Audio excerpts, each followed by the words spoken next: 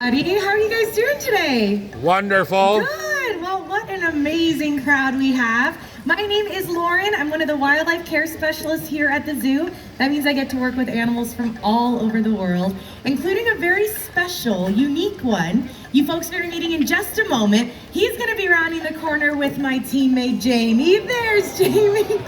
Azaan. And there's the dude trying to trip Jamie. This is Azaan. Everybody say, what's up, Azaan? What's up, Azaan? Okay, any ideas what type of animal? Go ahead and shout it out. Handsome. Handsome. Pretty good. I heard like half anteater, half aardvark. Let's take a poll. Raise your hand if you think he's an aardvark. It's an aardvark. Okay, hands down. Raise your hand if you think he's an anteater. All right, hands down. Raise your hand if you just have no idea at all.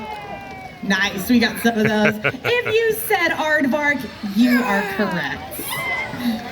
But don't feel bad if you thought anteater. You guys, that is our most common guess. He looks very similar to an anteater, right? In fact, in their parts of the world, they fill very similar ecological roles and niches in their environments, but they are not at all related. Aardvarks are more closely related to animals like elephants and manatees than they actually are to anteaters. Isn't that bizarre? It's because of this very cool, for all my evolutionary biologists out there, there's this phrase called convergent evolution. It means animal species have evolved totally separate parts of the planet to have similar traits and adaptations because they're filling similar roles in their environment, but they're not at all related. That's like an aardvark and an anteater. Anteaters are found in Central and South America. Aardvarks are found exclusively in, does anybody know? Africa. Nice. The lower 2/3 of the continent, actually, sub-Saharan Africa is where you're going to be finding aardvarks. Now, when I take a look at Azaan, at an aardvark, I think they kind of look like a Frankenstein animal. Let me tell you why. They look like a bunch of different animal parts put together. What do you guys notice about Azaan, about part of his adaptations? What do you think? His nose looks like a pig, absolutely. Anything else? His ears look like bunny rabbits. What about you? His tongue is like a snake. His tongue might be like a snake, very good. His tail is like a kangaroo. You guys are amazing. I think also his back is kind of like an armadillo back, right? All these different animal parts put together to create this perfect creature, this aardvark. Believe it or not, aardvarks actually live underground. They're a nocturnal species that digs tunnel systems underground. Now these burrow systems can be 6 feet underground and 40 feet wide. Now 40 feet wide, that's about the size of a school bus.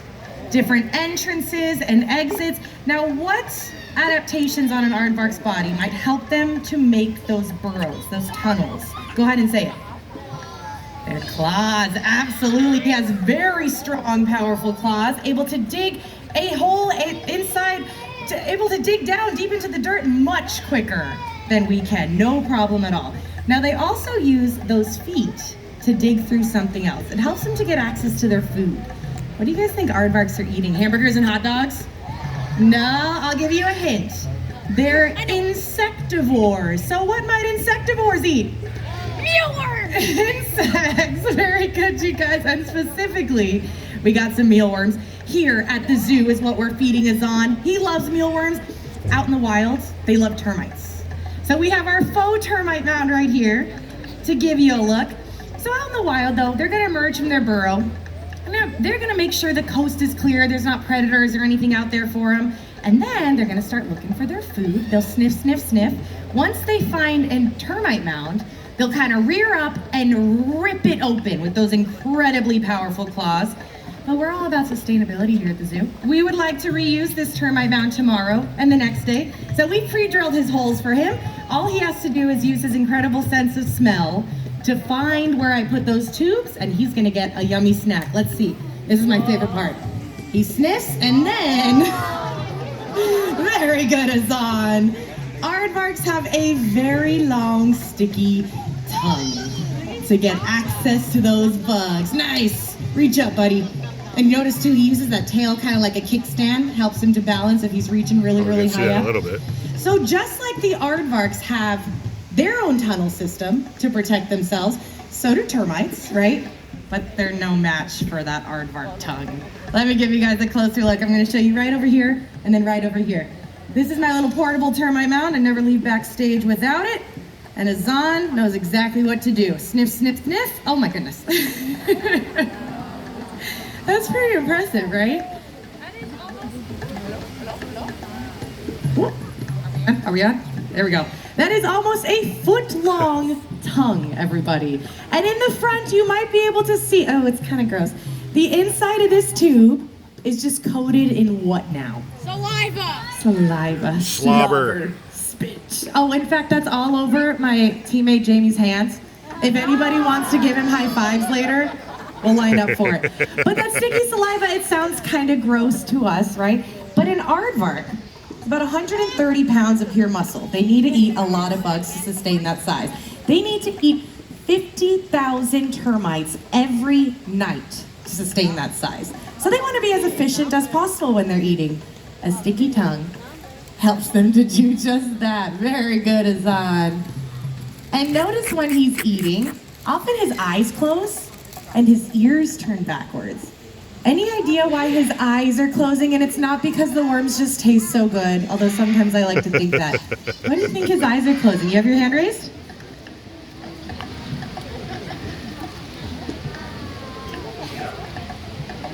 The termites might get in his face. Believe it or not, if you're a termite and your mound is getting attacked, you're gonna fight back, right?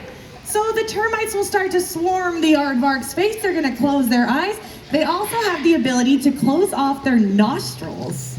So so termites don't get into their nose, right? Who wants bugs in your nose? They're totally adapted for what they're doing out in the wild. Now their ears are turning backwards. Think about why that might be happening. Even though they're large animals, they're still prey animals.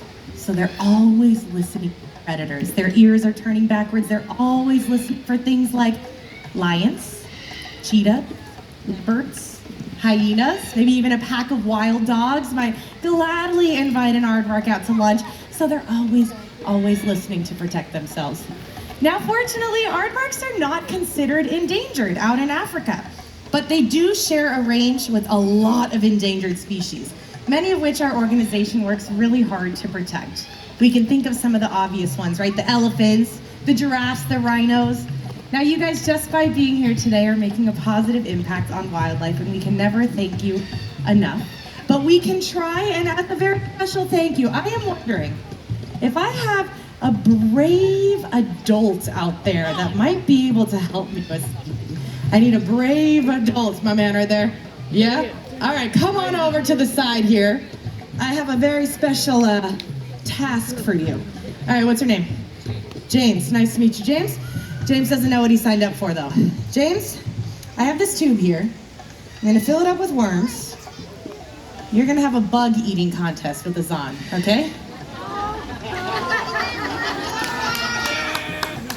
No? Okay, it's because I didn't put enough worms in. All right, fill it up. Ooh. Yeah?